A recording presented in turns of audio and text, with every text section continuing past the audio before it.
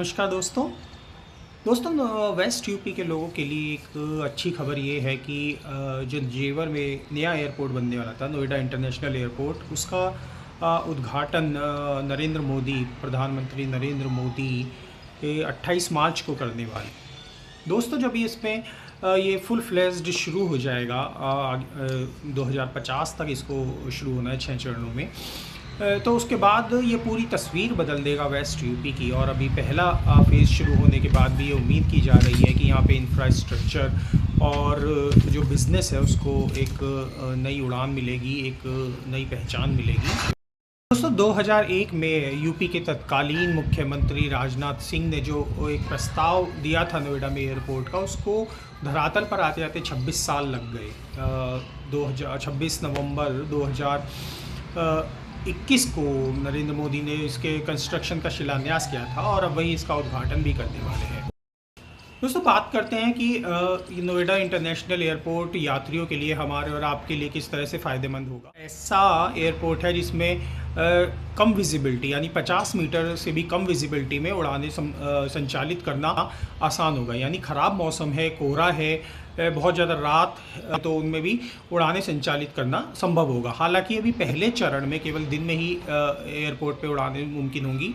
दोस्तों, सबसे बड़ा फ़ायदा यहाँ पे बता रहा है कि चेक इन बहुत जल्दी हो सकेगा, और जो सिक्योरिटी जांच है, जो बैगेज की को जमा करने वाली चीज़ें हैं, वो सब कहा जा रहा है कि दिल्ली एयरपोर्ट की तुलना में 5 गुना तेज़ी से यहाँ पे जाएगा। लगभग 40-42 चेक इन काउंटर्स हैं और 13 सुरक्षा गेट हैं और बहुत सारी एक्सरे मशीनें लगाई गई हैं, जिससे बहुत जल्दी यहाँ पे काम हो सकेगा। प्लस बोर्डिंग पास के लिए कहा जा रहा है कि किसी तरह के कागजात की ज़रूरत नहीं होगी, ऑनलाइन बोर्डिंग हो सकती है और आपका चेहरा ही आपका बोर्डिंग पास होगा। बायोमेट्रिक तरीके से यहाँ पर सब संचालित होगा।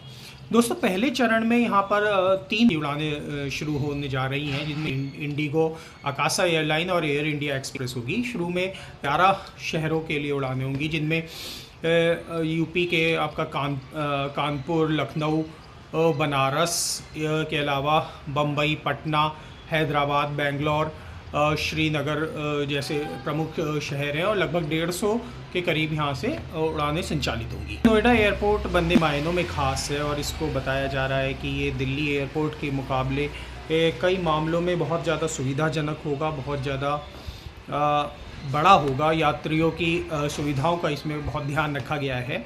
कहा जा रहा है कि ये दिल्ली एयरपोर्ट से 2.5 गुना बड़ा होगा। अभी जो पहला फेज़ इसका पूरा हुआ है वो 1334 हेक्टेयर में बनकर तैयार हुआ है, और 2050 तक जब ये 4 चरणों में बनकर पूरी तरह से तैयार हो जाएगा तो लगभग 5001 हेक्टेयर में ये होगा। और पहले चरण में यहाँ यात्रियों की क्षमता लगभग 1 करोड़ है, जबकि पूरी तरह संचालित होने पर यहाँ माना जा रहा है कि 7 करोड़ से ज़्यादा यात्री इसमें इसका फ़ायदा ले सकेंगे। इसे एक एविएशन हब की तरह से डेवलप किया जा रहा है, यानी यहाँ पर विमानों की उड़ानों के अलावा उनकी मेंटेनेंस, उनके रखरखाव की भी व्यवस्था होगी। इसको कार्गो के लिए भी एक बड़ा एयरपोर्ट होगा, और यहाँ पे फैसिलिटीज़ और रनवे, जो 6 रनवे बनाए जा रहे हैं, वो सब इतने अच्छे हैं कि यहाँ पे बोइंग 777 जैसे बड़े विमानों को संचालित करना भी संभव होगा।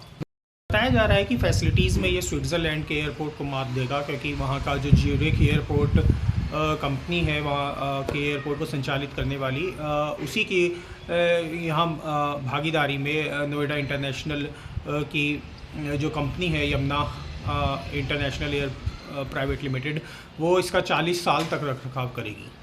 तो दोस्तों, फ़िलहाल उम्मीद कर सकते हैं कि इस एयरपोर्ट के बनने से लोगों को ज़्यादा सुविधा मिलेगी, बहुत बेहतर उड़ानें मिलेंगी। जैसे प्रधानमंत्री ने एक समय कहा था कि मैं चाहता हूं कि हवाई चप्पल पहनने वाला भी विमानों में सफ़र करे, तो शायद ये कदम उस ओर ले जाए। फ़िलहाल ये वीडियो कैसा लगा कमेंट में बताना न भूलें।